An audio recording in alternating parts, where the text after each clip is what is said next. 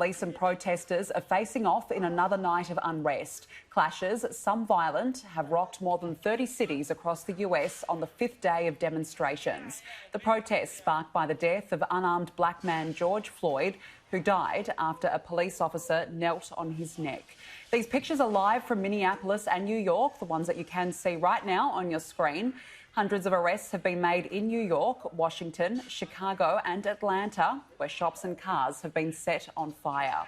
In Minneapolis, where George Floyd died, a state of emergency remains in place. The National Guard has been mobilised and a curfew imposed on residents. Soldiers are also being deployed in Texas. US President Donald Trump has blamed the radical left for the riots. Let's now go live to CNN reporter Darryl Forges in Minneapolis for the latest. Darryl, thank you so much for your time. Firstly, what's the situation like there tonight? Well, Danica, the curfew was in effect about an hour and a half ago, or just close to an hour and 15 minutes ago, and people were not abiding by that curfew. They were continuing to do protests, mostly peaceful protests here, and behind me, that's when things really changed. The National Guard and law enforcement have circled the area and has been throwing tear gas all across here. We actually got a lot of tear gas, and we actually got sprayed a lot fairly close by law enforcement earlier. And Danica, I want to show you what we're seeing right now here. Law enforcement have closed off a lot of parts here to make sure to fully enforce this curfew. Now, people we've been speaking with say that through the situation that's going on, they're going to continue to protest until all 4 police officers are in custody and held responsible for the death of George Floyd. Now, these officers have been spraying countless amounts of tear gas and also mace at protesters, trying to get them away, get them to spread apart and go home at this point. Now, the main thing, according to officials, they say their biggest concern is possible violent protesters as well as potential riots happening throughout the night, because just last night alone, Danica, we saw over 20 fires that were set, and law enforcement was spending countless hours on these issues. And at that point, they quite frankly had enough. They were tired. They want to completely enforce this. More members of the National Guard here for the state of Minnesota have been deployed out here to Minneapolis as well as St. Paul, Minnesota, in order to make sure nothing doesn't go wrong throughout the night, because that's their biggest concern right now, is making sure that there are no violent protests later on tonight.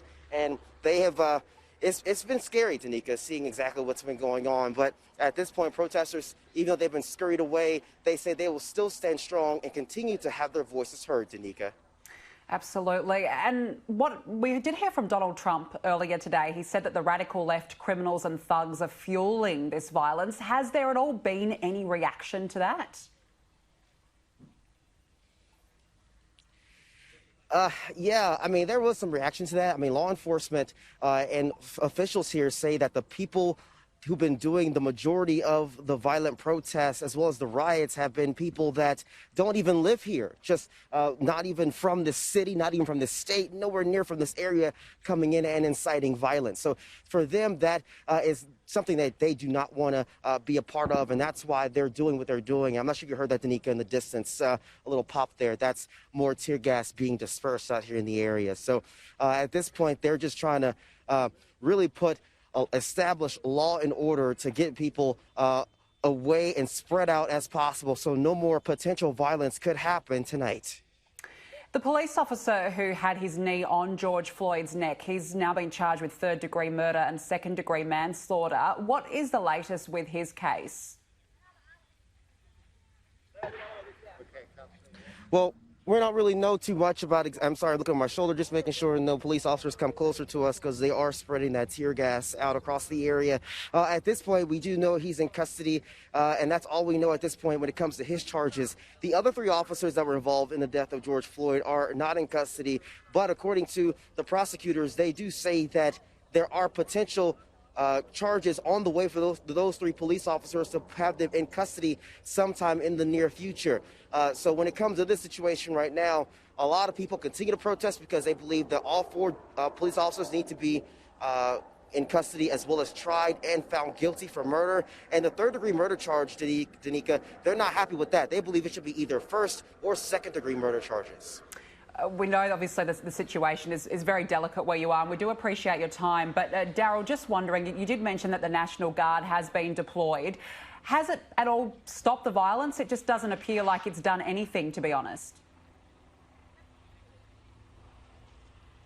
No, I just think from what I've been seeing here, it's just giving them more manpower to match the amount of protesters that are out here at this point. So they've established perimeters, established areas, and continuing to push people away from potential protesting areas, like where we were at near the 5th Precinct Police Department. So at this point, we see they have a lot of manpower here, the most deployed National Guard troops ever distributed out here in the state of Minnesota. So yeah, the manpower has been effective. As you can see, the protesters have scurried away.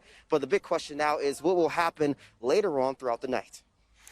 OK, well, look, we've seen the pictures. They've been absolutely terrible, and they are continuing. CNN's Darryl Forges live for us in Minneapolis. We really appreciate your time. Stay safe out there. Thank you.